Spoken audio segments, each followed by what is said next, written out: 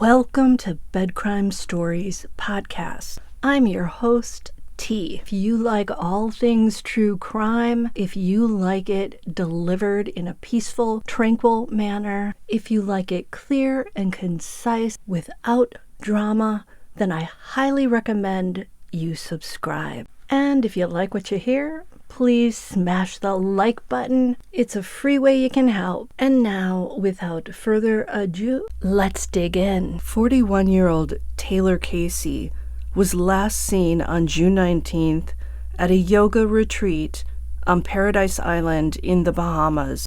Taylor's cell phone was found in the water along the beach. That is certainly an ominous sign. Now, one of the things people aren't talking about is that Taylor is transgender. Could this have made her vulnerable in some way? She was staying in a tent along a platform. This was one of the accommodations at the yoga ashram or retreat that she was staying at. From what I understand, those tents are tightly packed together, and so there does seem to be some safety and security in the numbers there. I originally thought maybe somebody came and grabbed her from the tent. However, hearing how they are tightly packed together, it doesn't sound like that's the likely scenario. So Taylor attended all the classes on June 19th, and then she failed to turn up for classes on the morning of June 20th.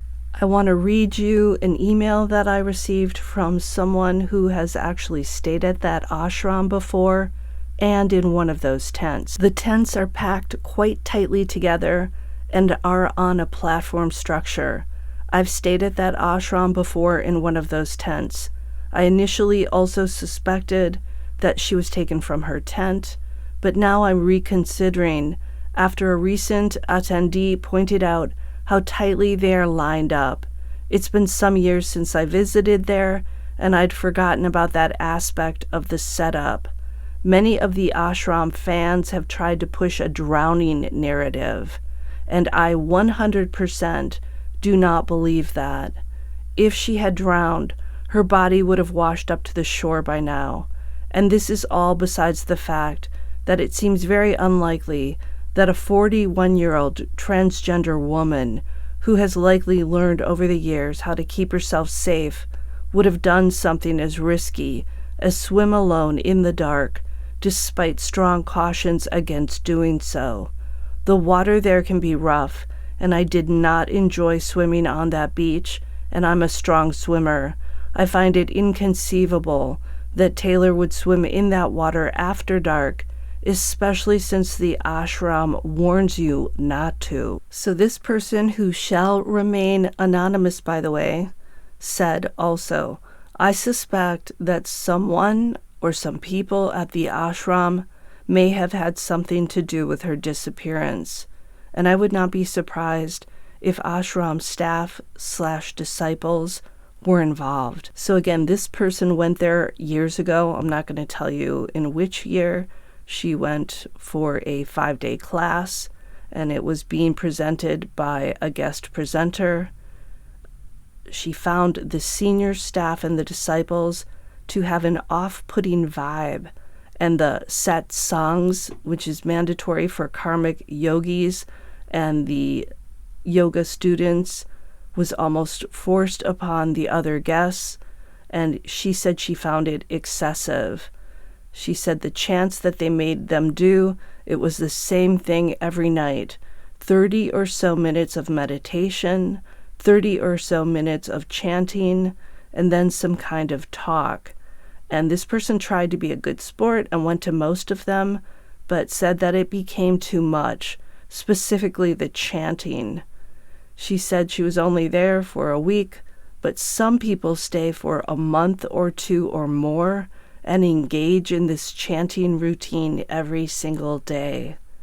She's sharing this because she said that some of the people who go there, she noticed, and it was the case with her, that they go there after some serious personal issues that they're going through, and people can maybe get enraptured with and devoted to the spiritual atmosphere.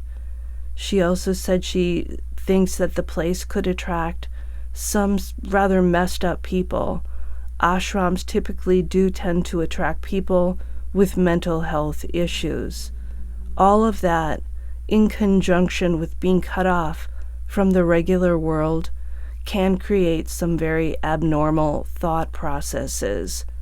So that's what this person who has been to this ashram had to say. I'm finding this person very helpful, and I have the feeling that she is very concerned about Taylor and really just wants to help and wants to shed light. She also pointed out that the entire place is not populated by people with troubles. There are definitely yoga vacationers there who just come for a few days. But when this person was there did seem to be a lot of troubled people, and what she described as a significant contingent of karma yogis. The karma yogis bring their own tents and they camp out on the grounds and are allowed to stay for free in exchange for manual labor.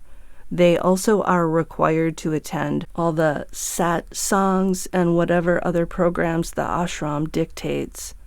She said that it may have changed since she visited, but when she was there were virtually no local workers on the resort.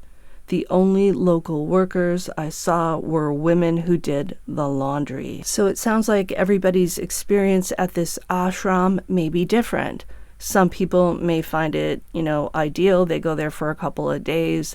They're not forced to do all this chanting. For others who are in the stricter program, there's a lot of this chanting stuff and the meditation. And while it sounds nice on one level when you're forced to do it for an extended length, day after day after day, it could create that enraptured feeling. It's scary because some of this stuff sounds like what they do in certain cults. I'm not saying that this ashram retreat is a cult, definitely not, but it's important to know what the atmosphere was like there. And if you love this ashram, please don't send me any nasty messages. We're just trying to share information to help find Taylor Casey. If you enjoyed this and learned something, please smash that like button, and I'll see you next time on Bed Crime Stories.